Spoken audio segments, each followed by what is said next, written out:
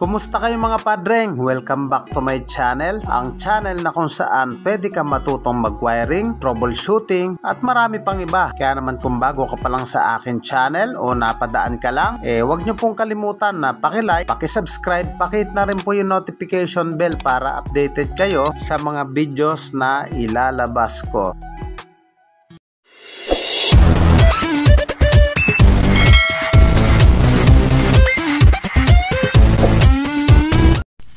So yun, kumusta kayo mga padreng? Welcome back to my channel. May dinala rito Euro 125. Ang issue ng motor ni boss, ayaw daw mandar, walang kuryente. Mga padreng, sa pagto-troubleshoot ng ganitong motor, dapat hindi natin hinuhulaan yan. Dapat may guide tayo na sinusundan para ma-troubleshoot natin kung ano yung tiyak na talagang sira niyan. So ang gagawin lang natin, ang pinakaunang ginagawa ko dyan mga padreng, tinatanggal ko muna yung kopa ng ating spark plug. So ikukumpirma natin kung talagang wala nga ba talagang kuryente. At ayan ang pinaka number 1 na ginagawa ko talaga. So tanggalin na muna natin to, yung kopa niya, para ma-expose natin yung kanyang high tension wire.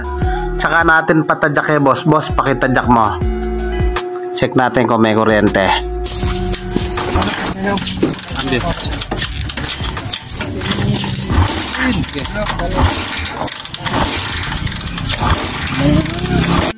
So yun mga padreng, nakumpirma natin na wala talagang lumalabas na kuryente. Ngayon, ang second step na ginagawa ko dyan, pinuputulan ko yung pinakadulo ng ating high tension wire sapagkat minsan nagkakaroon siya ng corrosion or nasusunog na. At sa pamamaraang ito, malaki ang tsansa na magkaroon ng kuryente kung hindi naman sira yung ating ignition coil. So ayan ang step number 2 na kalimitan na ginagawa ko. So putulan na muna natin yan. Kung mapapansin nyo mga padreng, yung kanyang high tension wire, so halos di mo na makita nyo yung kanyang wire sa loob. So minsan hindi umaabot yung kopa, kaya kinakapos ng kuryente, minsan palyado, minsan ayaw na mamandar. So ang gawin lang natin, putulan natin hanggang sa lumabas yung pinaka wire niya. So ganyan ang pangalawang ginagawa ko kapag ang motor walang kuryente. So sundan nyo lang po yung ginagawa natin. At least may guide po tayo para hindi ulit-ulit yung ating trabaho. At ayun na nga mga padreng, naputulan na natin. So itry nga nating patadyakan kay boss. Check natin kung maglalabas ng kuryente yan.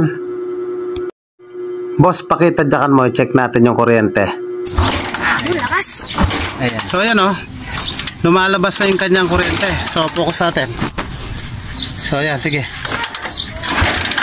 Okay. So ayan o. Ayan, malakas yung kanyang kuryente. So okay na. Sa pagkakataong yan mga padreng, napalabasan natin yung kanyang kuryente. Sa tingin nyo ba aandar na yan? So ayan, balik na natin. Try nating paandarin.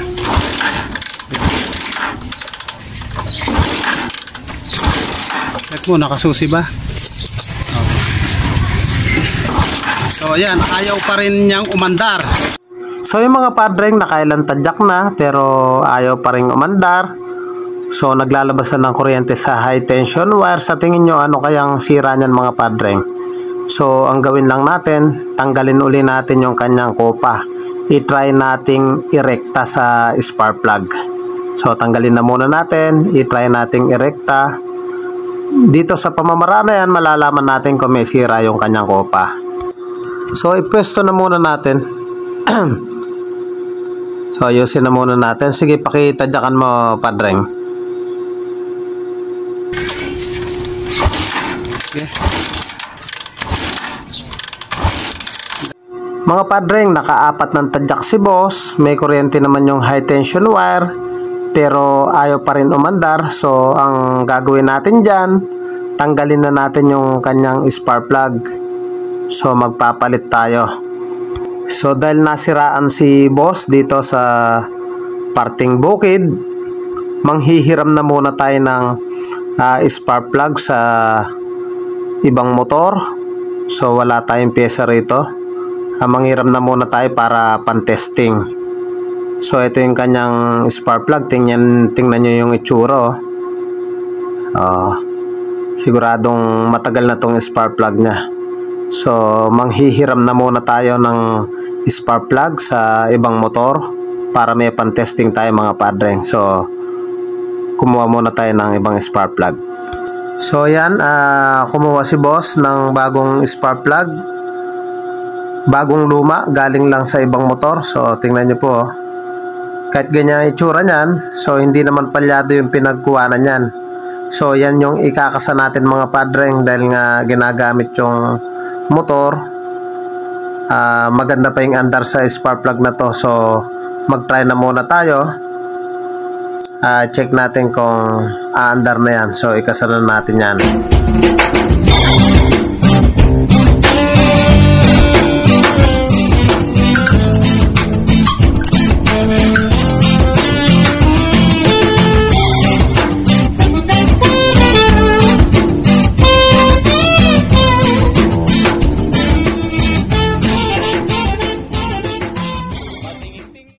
So yung mga padreng, napalitan na natin spark plug, kasa na rin natin yung kanyang kopa, tapos itry nating paandarin. Start mo boss. Tagayin mo. Andar na siya. So yung mga padreng, quality, napaandar na natin yung motor. Spark plug lang pala yung kanyang sira, tapos yung kanyang high tension wire pinutulan lang natin. Mga padreng, kung nagustuhan nyo yung ganitong video, huwag nyo pong kalimutan na paki-like, paki-subscribe, pakihit na rin po yung notification bell para updated kayo sa mga videos na ilalabas ko. Thank you po sa inyo, God bless at mabuhay po kayo.